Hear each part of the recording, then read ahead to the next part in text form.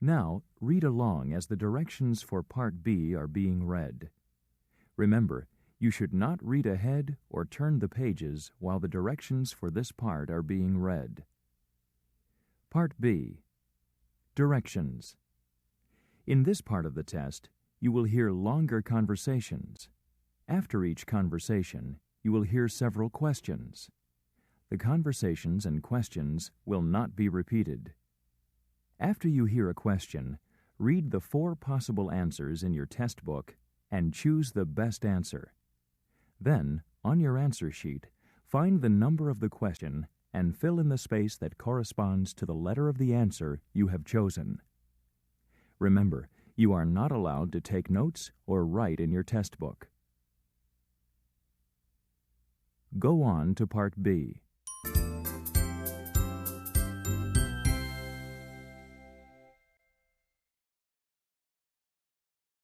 Now we will begin Part B with the first conversation.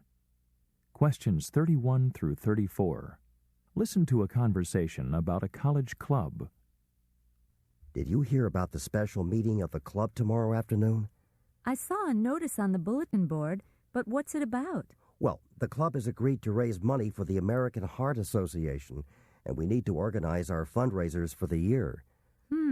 That sounds like a lot of work, but it's a worthy cause, so I'll try to help.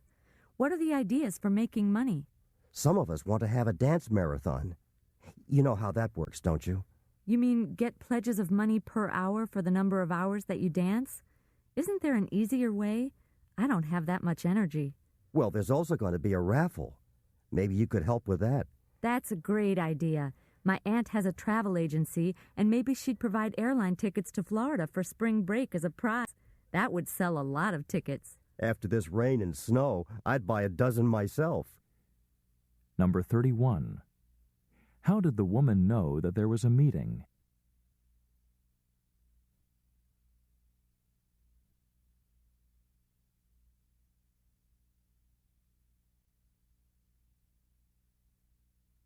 Number 32. Why will the woman participate?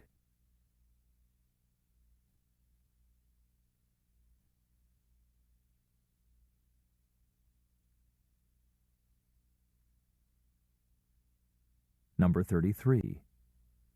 What will the woman do for the club?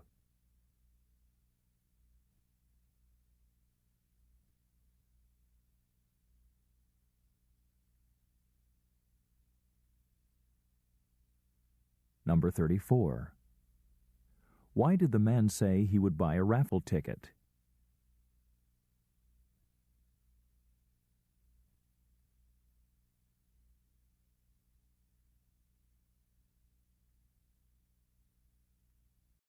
Questions 35 through 37. Listen to the following conversation between 2 students who are having lunch together. Hello there. You're late. Let's try finding a place in the dining room. Sorry, but, well, a few of us were selected to stay after Professor Keene's lecture to take a self-assessment quiz. His talk this morning was about pessimism and optimism, and he asked us to complete the survey. Well, what did you learn? Is there really such a thing as bad or good luck? Yes, in a sense. For example, pessimists tend to unconsciously set life goals for themselves which will be extremely difficult to achieve. So, in a way, they invite failure. An optimist is usually more realistic about this. Did Professor Keene mention why a pessimist might have such a dismal outlook on the world? There are a couple of reasons. First, environment has a lot to do with it. Experiencing repeated failure in the formative years will likely produce a pessimist. But what interested me most was the relationship a pessimist has with his or her conscience. You mean that little voice inside that tells me what's what? Uh-huh. Optimists look at conscience as a source of strength and guidance and act on its promptings. Pessimists, on the other hand, usually reject the demands of conscience and see it as an alien, even an evil threat. Interesting. So how did you do in the self-assessment survey? Oh, those things never turn out right for me anyway. You just can't trust them. It looks like rain, doesn't it? Number 35. Why did the woman arrive late?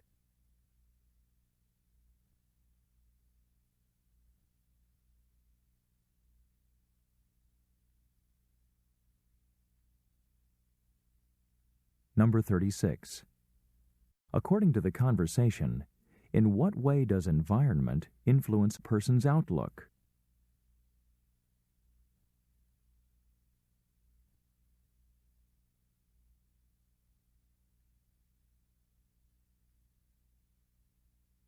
Number 37.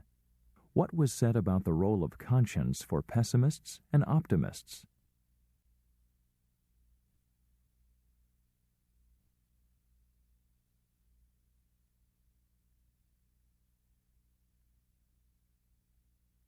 This is the end of Part B. Go on to Part C.